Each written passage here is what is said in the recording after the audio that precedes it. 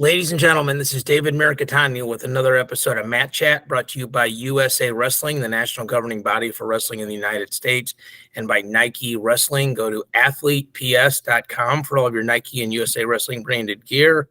Here today with the Brain Trust from the Illinois RTC, our newest world team member, 57 kilos, Zane Richards, and Coach Bryan Medlin.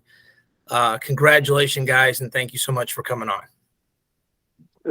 Happy to be here. Thanks for having us. Yeah, no, sure. Awesome. Thank you. So I was saying off air, Zane, that, you grew up in Carbondale, which is pretty much when you win what you win, we'll count you as a suburb of St. Louis. So, but, so I got to watch you a lot growing up, and I do want to have a few serious questions, but I want to know, when you look to the corner, like, we always had this thing, we think bald Jaden is the most impressive looking Jaden Cox. What's the best version of Medlin? Is it fully shaved Medlin? Is it 5 o'clock shadow Medlin? Is it Dagestani beard Medlin? Which one gives the best advice?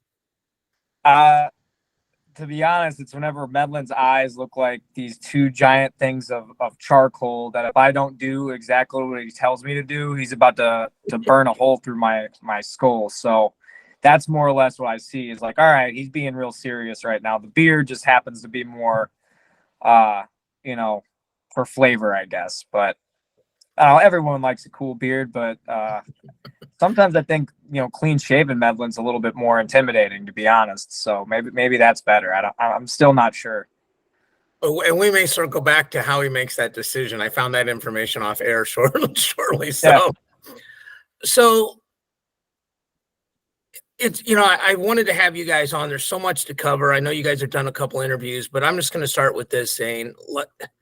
I was literally in Illinois the weekend before at the Beat the Streets Gala, and there were some guys there that were like, we're talking about Final X. Obviously, you're in it, and Bronicle's in it. And by the way, congrats to him.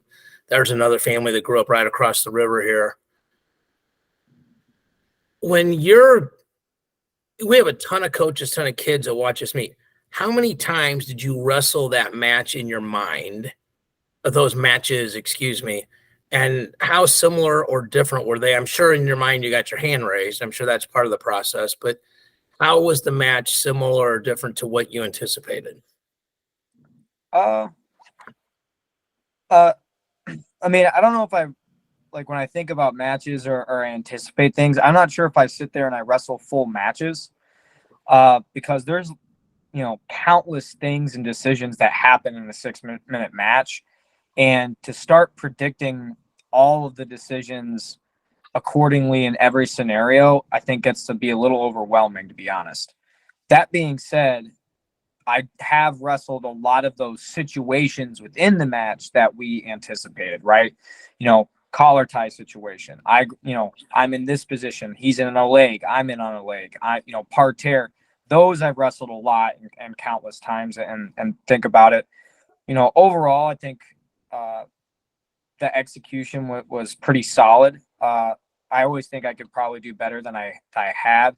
There's definitely a couple situations where I think I actively made a pretty bad decision.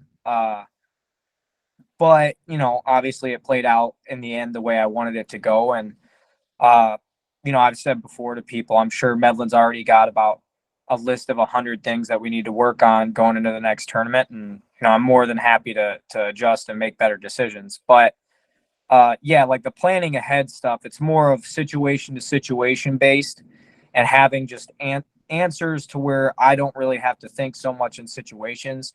You just kind of go full tilt and know and believe what you want to do in each passing moment. And those moments you kind of rehearse in your head, and positive moments and enough positive moments in your favor in a match leads to a victory. And so I'd say, I've wrestled it 1,000 times over, but maybe not complete matches in my head, but more just those moments.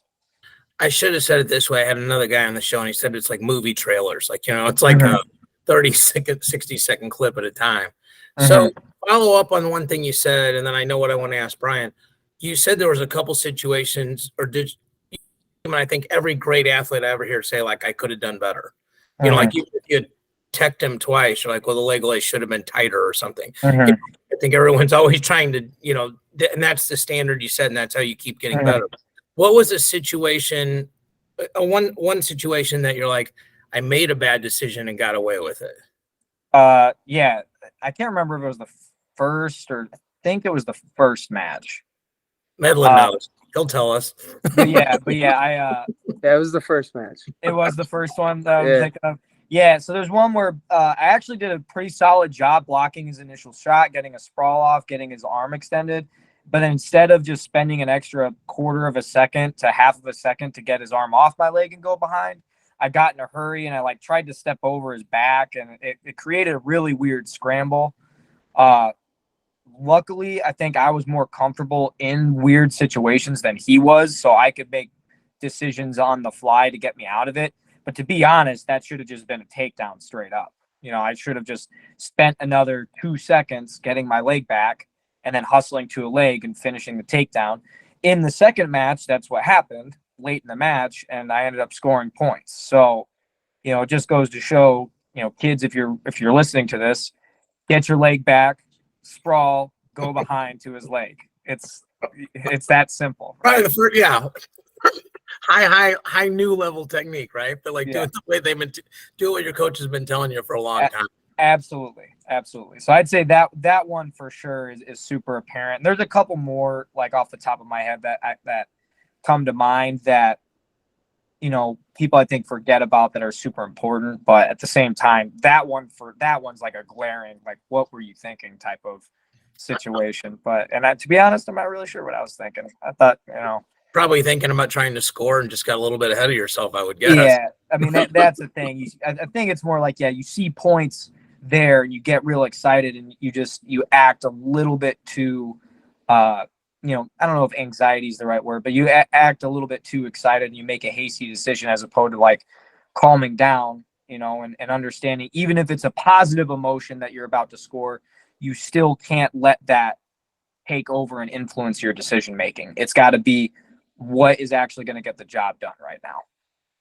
I would tell you this as somebody that coached a few years. I think the mistakes of aggression, and Bryan will tell me if he disagrees, but I think the mistakes of aggression as a coach are the ones you can live with. It's a lot easier to dial somebody back than it is to actually get them to take risk. And like, if they just won't do anything, there's not a lot. You don't need to watch the film.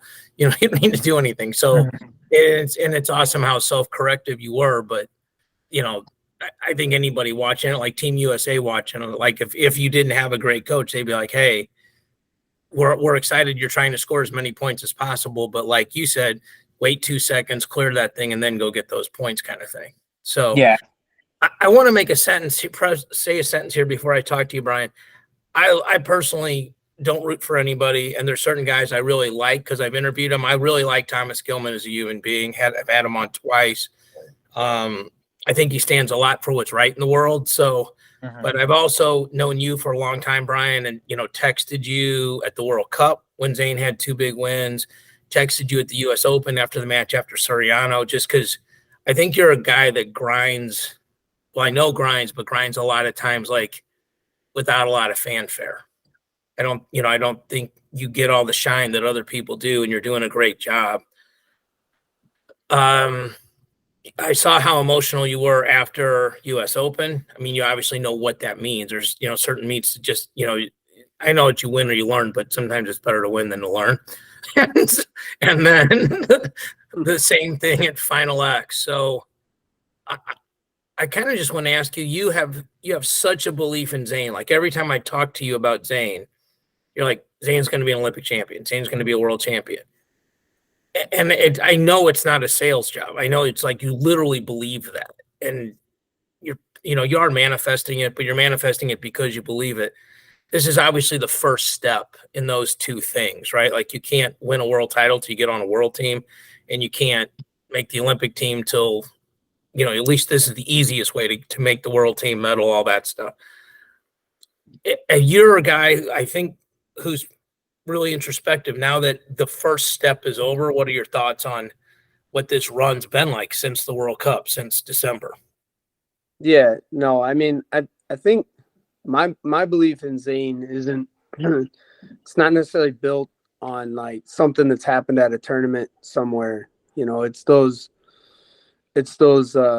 crappy plane rides to Moscow where we stay in Russia for a month, or you know, that that that time we said COVID's locked down and Greco's the only one training, so let's go work on your gut wrench. And you know, he never has an issue with any of that stuff.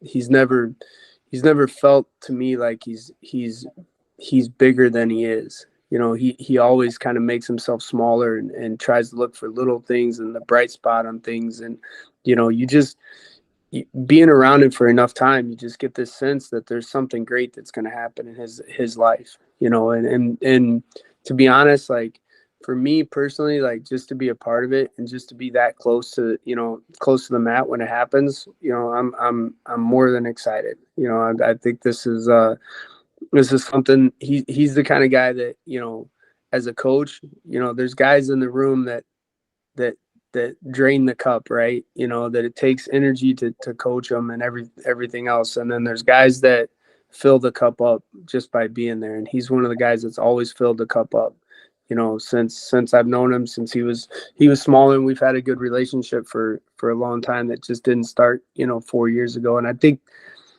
that's the big advantage that Zane and I have, is that, you know, it's more like the Russian system where, you know, we started at a very young age, and his progression, like I understand that the little things he still needs to get better at and the things that he's good at, not because I watched him on film, because we've lived together for, you know, this many years, and my coaching career and his athletic career have kind of, you know, came up together. So, you know, there's a high level of understanding and, you know, high level of respect. I think that, you know, for me, it goes, you know, I assume it goes both ways, you know. So, I mean, I think that both of us understand that we're going to do whatever's in our power to make this thing be successful. And it's a special relationship, and I've got a lot of faith in him.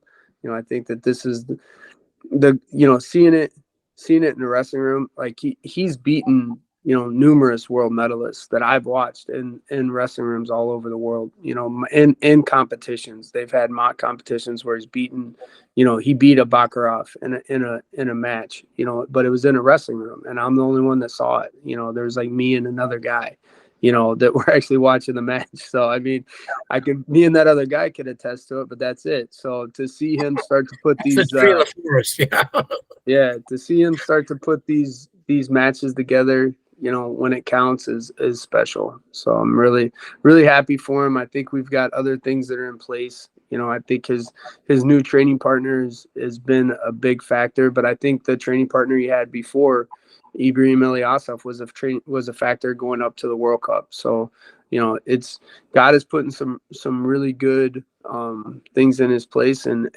you know, it's going to be an exciting run here in the next year and a half. Well, I wanted to ask something. Who's the new training partner? His name is Bekbayar Erdenbot. You might remember him. He's Mongolian, couple-time world medalist. He wears the double neoprene sleeves on his knees. So yeah. I mean, that's the guy. That's the guy. That's how you usually get people to realize who he is. So, but he's very servant orientated, you know, and I think it's helping Zane a lot because, you know, he's got, you know, more people that will literally do anything for his success, that he understands will be, you know, no matter what it's going to take, this guy's going to also do it. And it's just his style makes a lot of sense to Zane. And you see them work out, you know, the guy didn't know much English maybe, you know, 2 months ago, and is just slowly, they've gotten to the point where they're not even really using words too much when they're warming up. It's just, you know, grunting, and, you know, that's it. You know, they kind of starting to understand each other without talking, which is a good thing. So that's awesome. So again, I know I'm not going to ask, hopefully I'll ask the question the right way. I don't know what the game plan was against Gilman. Okay. And I'm certainly not asking you guys to say, well, you know, like we wanted to control the lead hand or circle this way or that way, and those kind of things. But I'll ask you first, Bryan, and then I certainly want your input on this. Saying, I look at Final X almost like an MMA fight. Like when you know you have an opponent and you have that long, you can game plan for one person. almost every elite wrestler I've spoken to, I think it's something I would do differently if I coached again. I wouldn't spend too much time on the other guy. Everybody I've spoken to said, listen, I'm the problem. I'm the problem for the other person. If I spend all my time worrying about that person, it's negative energy. I'm not getting better. But I will ask you this, Bryan, because I know you're such a detailed guy. You guys do put specific game plans together for, like, hey, if somebody's, I'll use like David Taylor against Chastani. Like, he's really good with an underhook. So here we're going to practice on beating this underhook. Okay. That's nothing to do with your guys' match. So I think that's maybe a good way to start.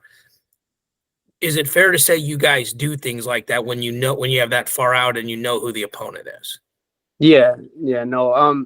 For Zane, I don't want Zane to watch any matches if he doesn't want to. If he doesn't feel comfortable doing it, but I watched every match of Thomas Gilman's that's on the internet.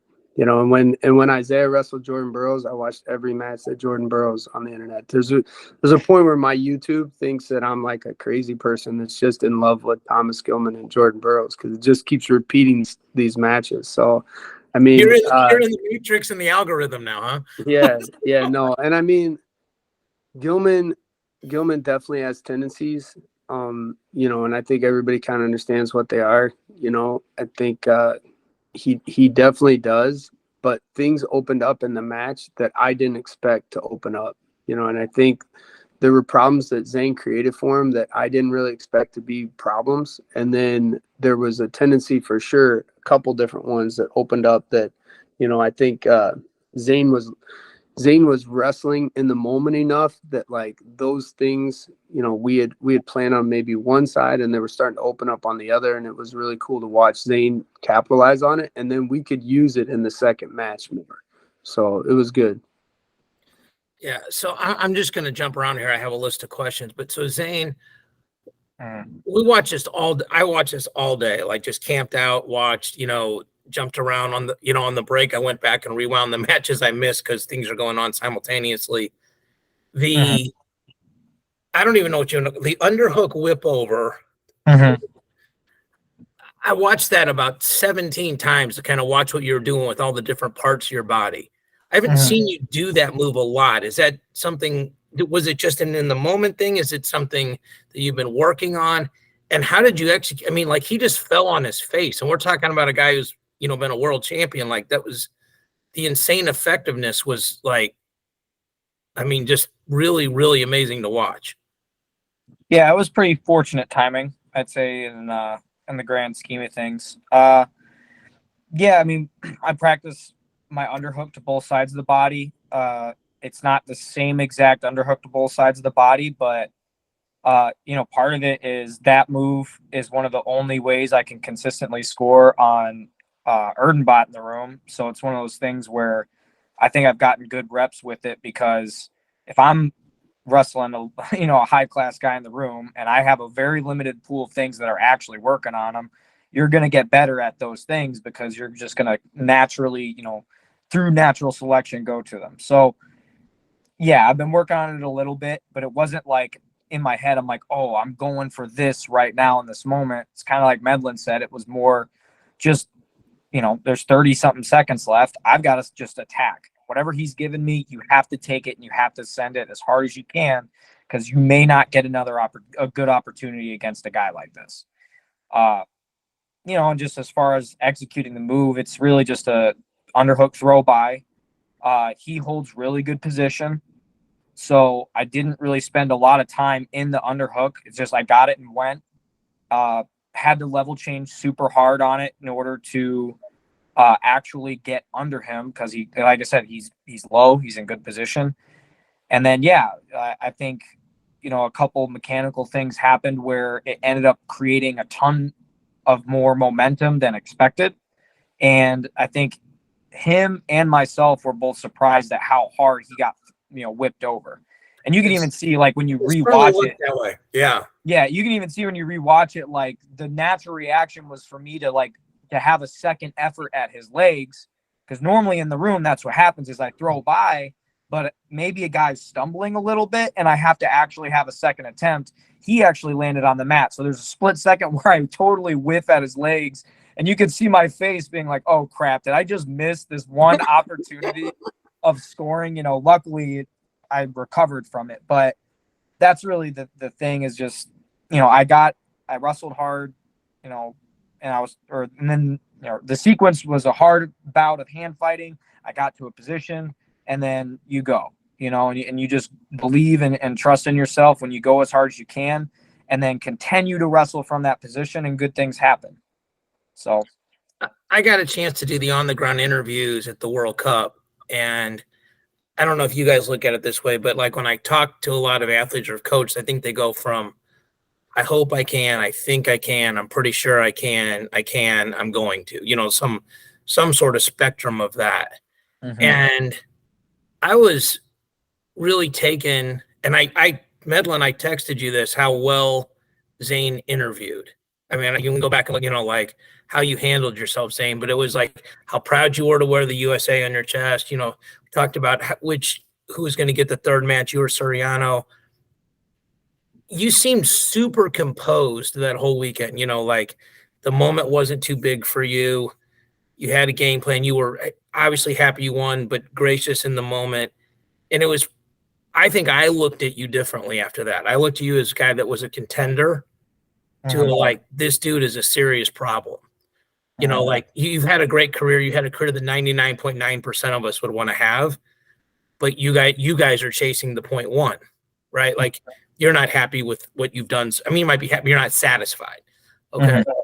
So when did it start clicking for you that when you started moving those levels from I hope I can't think? Because like when I saw you at World Cup, like Cornell Robinson's a friend of Medlin and I, and I'm sure, you know, I texted him. I'm like, this dude is a problem at 57. He's like the one guy down here that no one's talking about.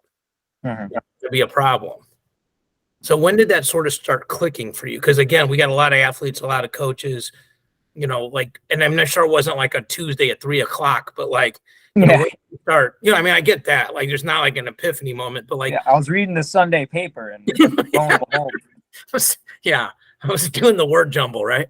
Yeah. So, yeah, the crossword said be tougher. And I was like, oh, you know what? There you go. That's the secret right there, boy. No, yeah, I mean, to be frank and honest, it's just about the same time I started to, you know, develop a calmness or a more presentness is the same time I got extremely serious about my faith. And, you know, every day I believe I need to be, you know, more intuitive of a student of Jesus Christ and, you know, surrender to him and let him kind of guide me in my daily life. And that's a word that I know a lot of wrestlers, they hear that and they do not like the sound of the word surrender, but you know, when it comes to the Lord, that's what it is. And understanding that he loves us and all these things that we have in this life are gifts from him. And because of that, you know, you can accomplish great things through his name. But first and foremost, you got to glorify God and you got to understand where these gifts came from. And win, lose, or draw, you can accomplish so much more and get way more out of yourself and what is actually planned for you if you just, you know, rejoice and give yourself over to God. So I really wouldn't think it's anything else but that. You know, there are other mental things and books that you can read that I think help, but I don't think you can truly believe and have faith in those things that God provides without giving yourself over to the Lord first. I'm so glad I asked that question. I wish I'd ask it 30 minutes later because that'd have been the perfect way to end this interview. And I got to keep going. Well, I'll say it again if I have to. You know what I mean? No, but I mean, like, you know? there's no natural segue to go back to tactics and stuff. But yeah, but you know, like, I think the word surrender is really interesting. Like you said, it's a connotation any of us ever stepped on a mat. Like, hey, maybe Medlin's better than me, but I'm not quitting. Like, I'm not giving up. Like, he might beat the crap. And when you're a coach, you watch a guy that's getting the crap beat out of him, but he just keeps getting up or she keeps getting, you're like, okay, that kid's going to be good because they're not accepting defeat. You know, but it's a completely different kind of surrender that you're talking about. And that's it. Are you saying when that happened and whenever and that's obviously, like you said, not a Tuesday at 3:00, but like, did you start feeling more calm and like these results, these matches don't define me. I'm a person, I'm a servant of the Lord, to quote you. And then, you felt like you were able to perform better because you put less mental pressure on yourself? Yeah, I think that's a piece of it, certainly. But I don't, yeah, it puts things in perspective of like what's really important in life, right? And in some ways, there's more pressure, I would say, because, I want to, if someone gives you a gift, right? Like if out of nowhere, someone gave me $1 million and they said, do with this what you want with it. And I just went out and I bought a bunch of booze or whatever, and I basically blew the money, and it didn't do any good for anyone but myself, right? Okay. When you talk to that person again, or you think about that person again, it's like, hey, what'd you do with that $1 million I gave you? Oh, I just got, drunk, or I bought this, and then that was a one-time thing. And they just kind of look at you like, huh, so that's what you did with the money, type of thing. Where if someone gives you that money and you go, you know what, I opened up a business to support, this function in our community of trying to get clothes back to people who matter, or who need it most. And then they go, you know what, that's great. I'm glad you did that with the money. And in a sense, right, that's kind of how I feel with my faith a little bit, where God's given me opportunity, circumstances, and people in my life that have let me become a better wrestler than I could have ever imagined. And there's a higher ceiling that I still don't believe I've reached to. And I think glorifying his name is taking that gift that he's given me and using it to its full extent. And then just reminding people that this is where it came from truly. And as much as I want to take credit for working hard and all these other things, he provided me with the brain and body whenever I was born to actually execute these things, right? It didn't just, oh, that was random, Zane just gets this. It's like, no, God gave me that. God gave me, when I was 10 or 12 years old, a wrestling camp in Central Illinois to meet one of the best American coaches of all time. And that's Bryan Medlin, right? And at the same time, I hadn't been as faithful in my life as I should have been, and I always need to be more. But Bryan Medlin was the coach that I needed the most, because he was always faithful and around me and encouraging me to dive more, but not in a way that is overbearing and pressuring that probably would have just shoved me away. It was just always a positive influence. And so again, it just comes back to, yeah, like there is pressure to do well, but it's a pressure that's, excites you and motivates you to do better. And it's not a pressure of, oh, what if I lose it?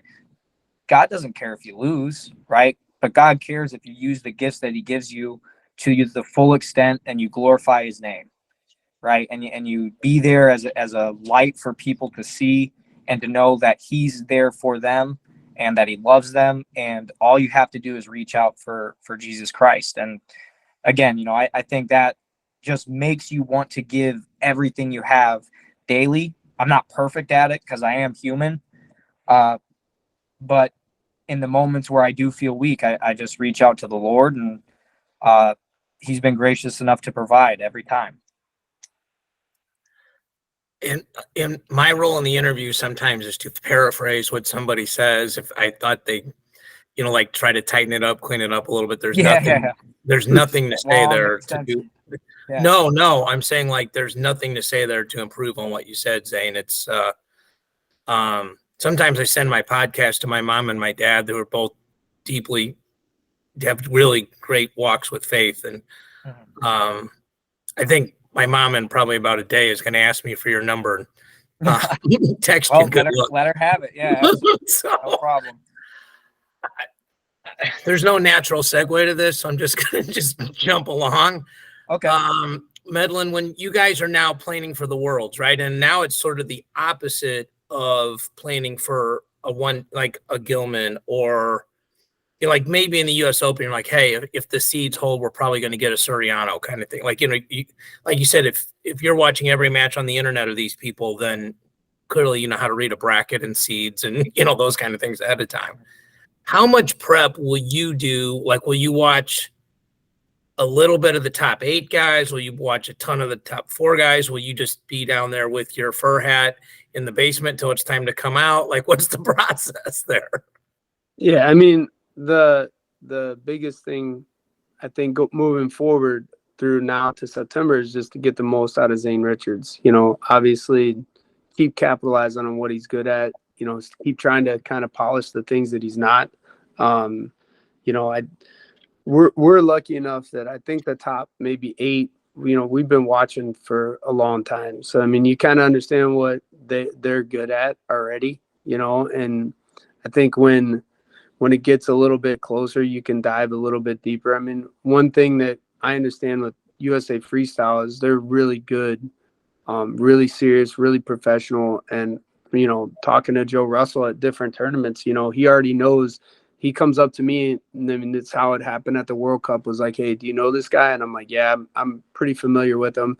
And he'll maybe say a few things of, you know, things that he noticed with him. And usually it's pretty on par with what I've seen. So, you know, there's never been like one of those, like he's a lefty lead that likes fireman's carries, and I saw that he's a righty lead that only single legs, you know, like there hasn't ever been Big headlock guy, yeah. Yeah, big headlock guy. So, you know, I think having more resources for Zane is going to be better too. You know, he's really comfortable with Team USA staff. You know, I think they built a good relationship. Zane's been taken as a training partner a couple times now to the World Championships, and they've always enjoyed having him around. So, more good people on Zane's side that are closer to him is just going to be better for him. So, I mean, I'm not necessarily like, this is the plan and this is what we're going to do. You know, I think he's got a tournament in Budapest in about 4 weeks. So we've got to, you know, build a training schedule for him leading up to that. And that's where the focus is right now, being a better version of himself in 4 weeks and then redoing it again in a couple months. So. Yeah, I was blessed to have Joe Russell, Bill Zadek, James Green on like right after the Pan Ams. And I got to give a big shout to Bill. Like Bill was going to have him and Joe on, then he got all 3 of them on in a one shot in his office. And when you're me, that's ratings gold, you know, because they post the clip and they're like all these people are talking and stuff like that. But Joe Russell's one of the smartest guys, like low key, like takes no credit, and also one of the funniest human beings you'll ever talk to. Like really good at, you know, like. Yeah, but like he'll convince you that his only job is to bring the American flag and make sure that you know which corner is which after you win the world titles. And like he'll low key the hell out of it, and you know just be like that's his only job. So yeah, the thing with those guys, in you know, and not to interrupt you, but you know, their dynamic is one of the best combinations I've ever seen in coaching. I've ever seen in sport. Bill is so serious, and you know, and Joe is serious, but he's also playful, you know, and those two together, I mean, I don't know how you can get better, to be honest. Like they feed off each other so very well, and they're both so knowledgeable and understanding, and they're in it for the right reasons, and they care about the individual guys a lot. You know, I think you know, Team USA is very, very lucky to have those two together. Yeah, well, you know, I've done this podcast for a long time, and obviously in USA Wrestling now versus track when we started. So you look at USA Wrestling differently when, you know, you get to be on their airwaves. So Zane, I know how much you appreciate the situation that the University of Illinois created, the Illinois RTC, you know, Coach Medlin. I do think it's got to be pretty cool to know that USA Wrestling, this crew, and, you know, all, you know, everything I've heard, like when you go to these training camps, and you can tell me if I'm right or wrong, like the uniforms, the rivalries, the Big 10, Big 12, any of that stuff, it all kind of goes away. Like, look, we're all doing everything we can as a group to pour ourselves into these, you know, 10 athletes at the Worlds and 6 athletes at the Olympics to help them do the best they can. So, you know, getting other training partners, getting other people to just maybe make little suggestions or point little things out. And for you to be the guy this time versus one of the training partners, I mean, are you looking forward to that? Have you even thought about that? Does it matter? Like, what are your thoughts on that? Yeah, I mean, the way I look at it is, there's a lot of people who would kill to be in my spot, and there's a lot of people who are counting on me to do a good job, right? And there's no excuse to not do that, and there's no reason for me to not go out and perform and do the best I can. I'm very grateful and just thankful that I do have resources like Bill and Joe and Bryan and other national team guys. Even though we just fought 2 really hard battles, right? Thomas Gilman, thanks to him, he came up after the match and he was super respectful. He's like, hey, that was a really good fight, and we need to get you ready for the world championships. He's dead serious and bought in as well. That's so awesome. Wow. Yeah. And like I said, he's a phenomenal human being. It's one of those things like he's absolutely right, and it's this look of like, yeah, you better do a good job. And the job isn't done yet. And there's guys out there in the world who, they're getting their first shot, and you got to be ready to go. And so, like I said before, it's really, there's pressure, but it's a good pressure in the sense of like, you have to go and perform, and there's not really an excuse otherwise.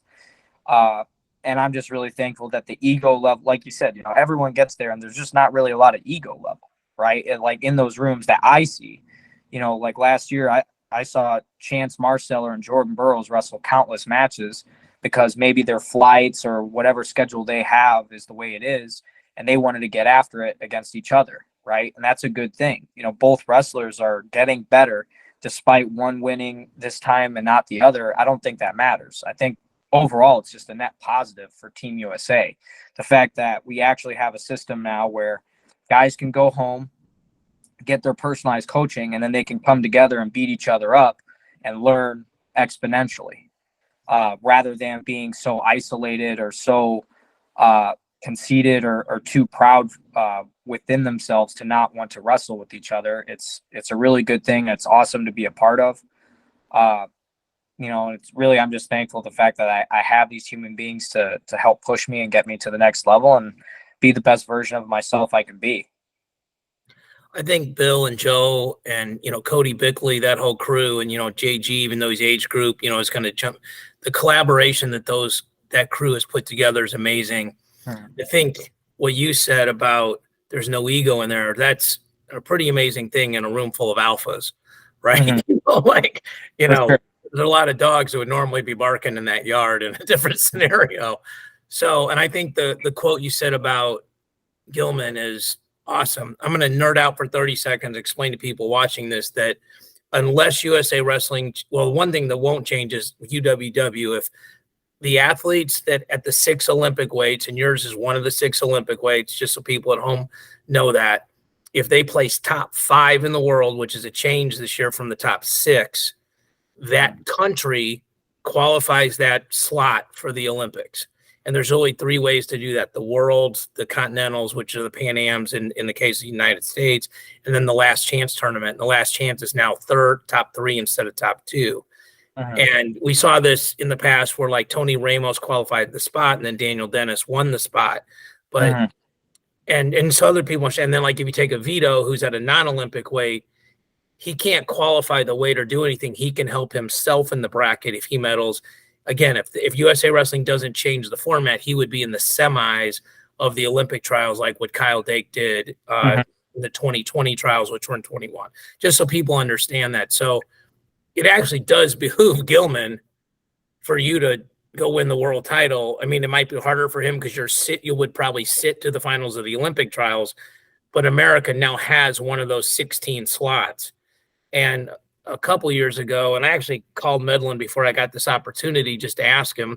Some of it was just name pronunciation and stuff. But when the Worlds happened, the world brackets are so much bigger for people at home than the Olympics. The Olympics is a 16-person bracket.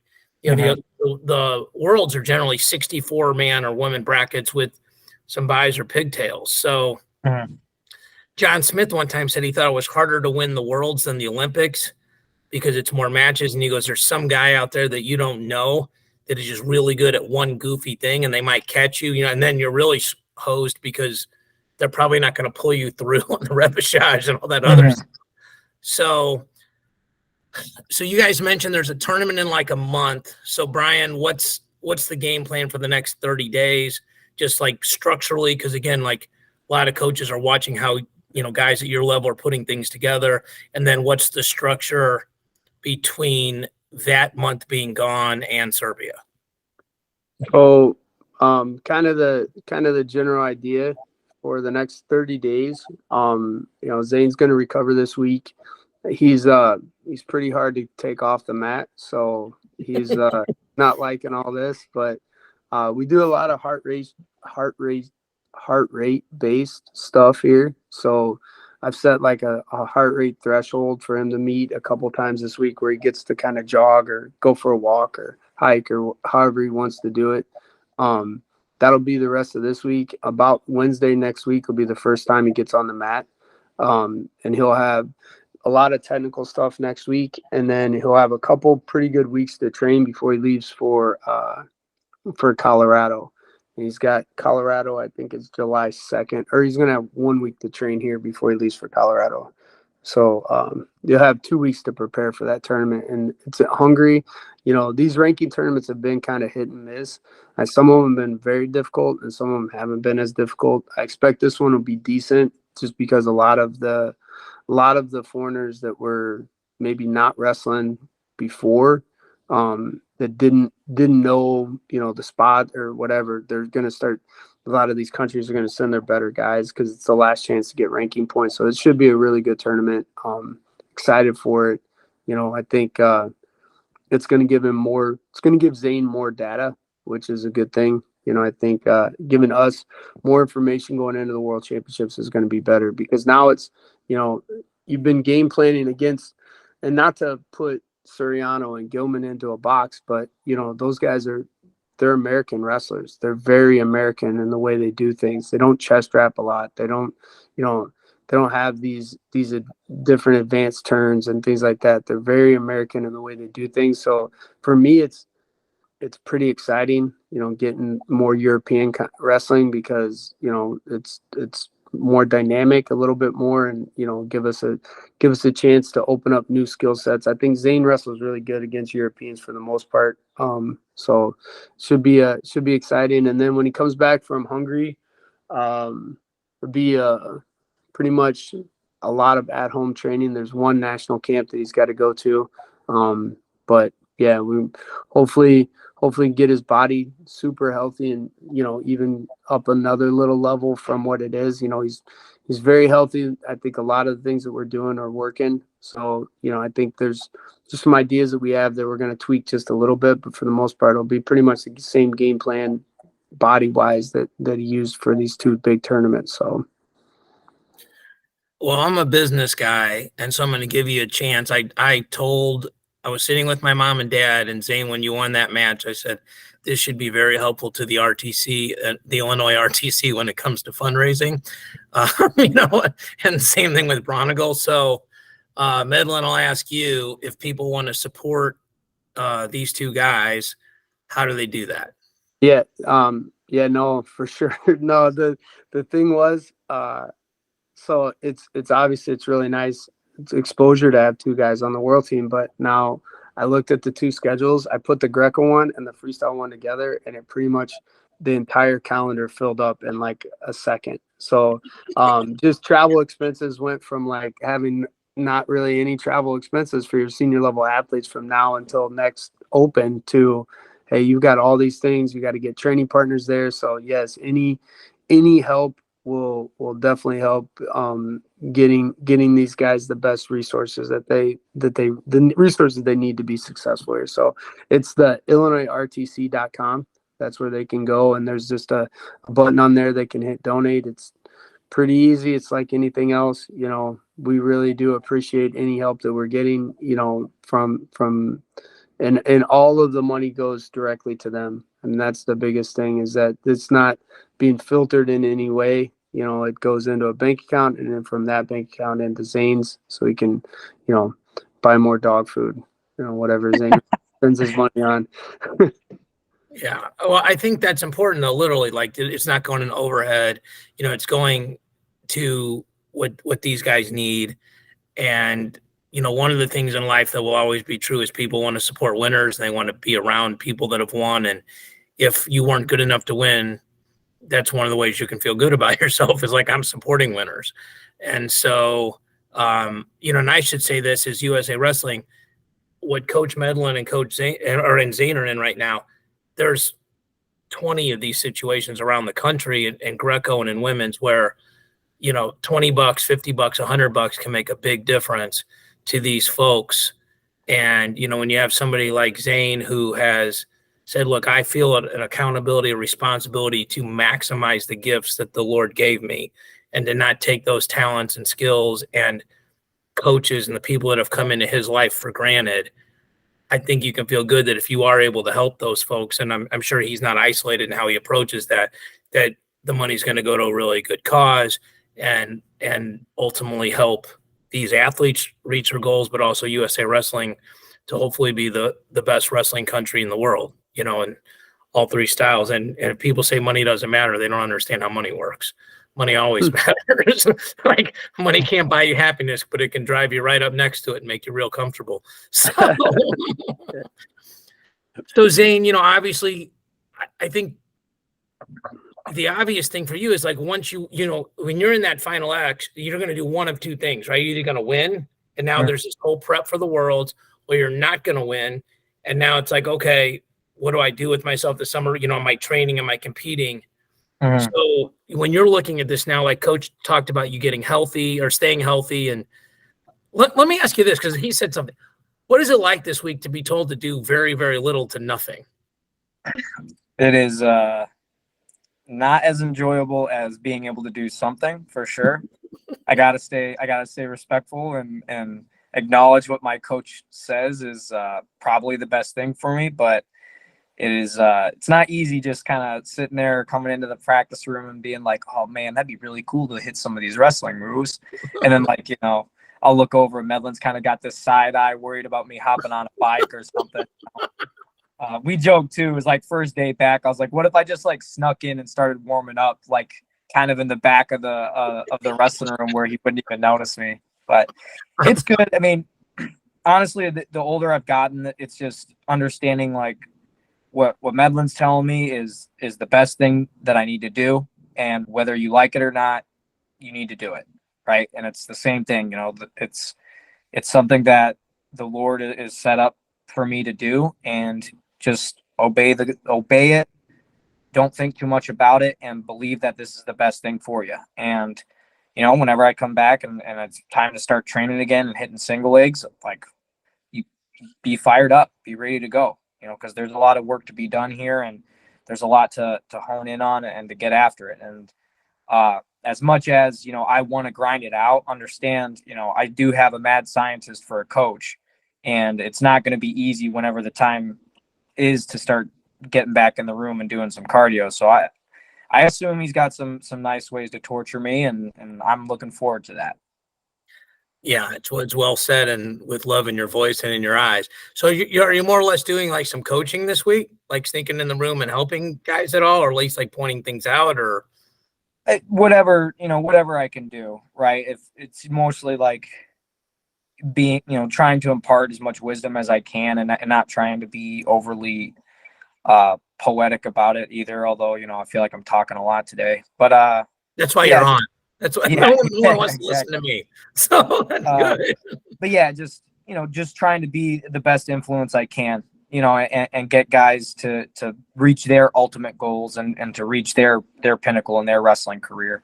And if you're a kid right now, and you feel like you're struggling, reach out. I'm more than happy to try to contact you and, impart wisdom and try to be there for you, I'm sure you know this, but like when you level up, like when you win a little league state title or high school state title, or you win Fargo, people look at your advice differently. Like you and I know this. You and I both know how smart Bryan Medlin is. The rest of the world just figured some things out, like based on how you and Bronicle did. Like, and he didn't work.